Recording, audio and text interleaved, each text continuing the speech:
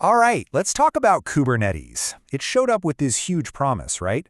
The promise of finally getting control over the chaos of our applications. But for a lot of us, the reality has felt, well, a little different.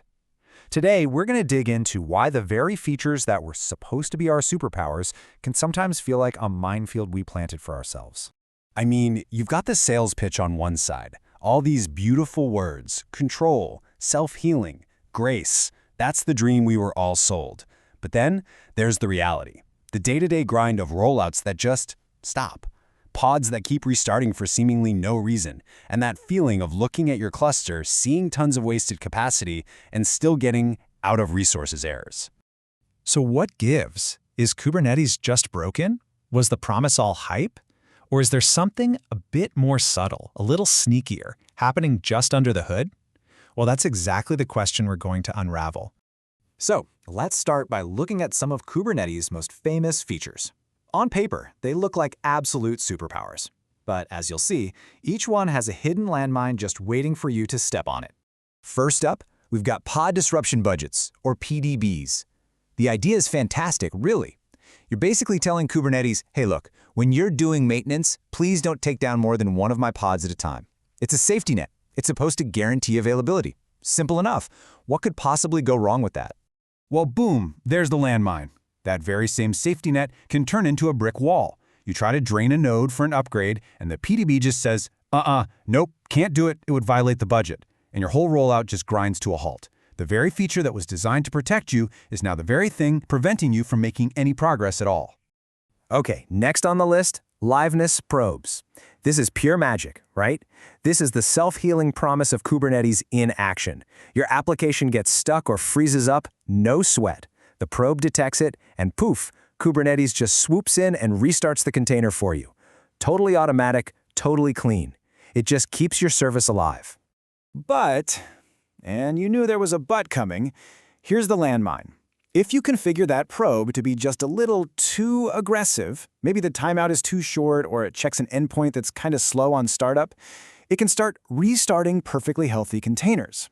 And this can trigger a death spiral. One pod restarts, putting more load on the others, causing them to slow down and fail their liveness probes. And just like that, your self-healing system is creating its own outage. And that brings us to a really big one, CPU limits. This feels like the most responsible thing you can do. You're being a good citizen in the cluster, you know?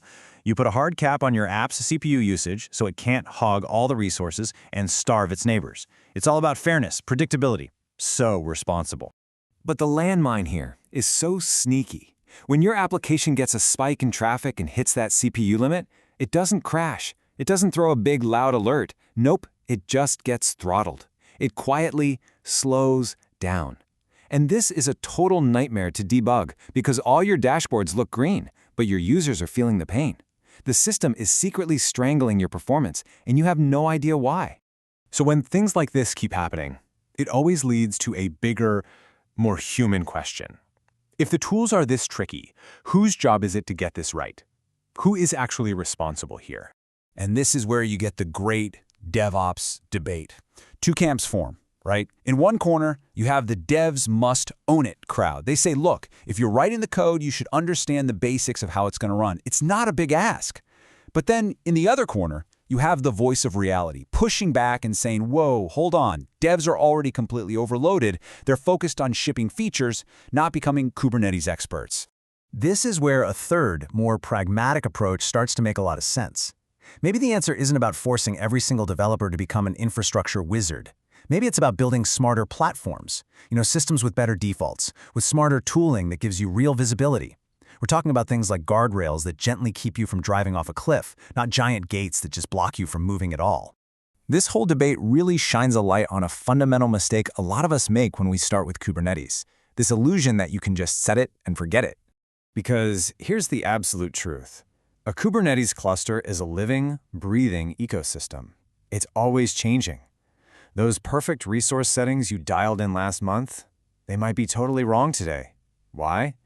Because traffic patterns changed, or another team deployed a new service, or 100 other tiny things. The context is always in flux. This quote just hits the nail right on the head. You can be the world's foremost expert on your own application, know it inside and out, and still get the resource settings completely wrong. And that's because your app doesn't live in a vacuum. Its performance is tied to everything else that's running in that cluster. It's all about interaction, not isolation. So let's pull all these pieces together.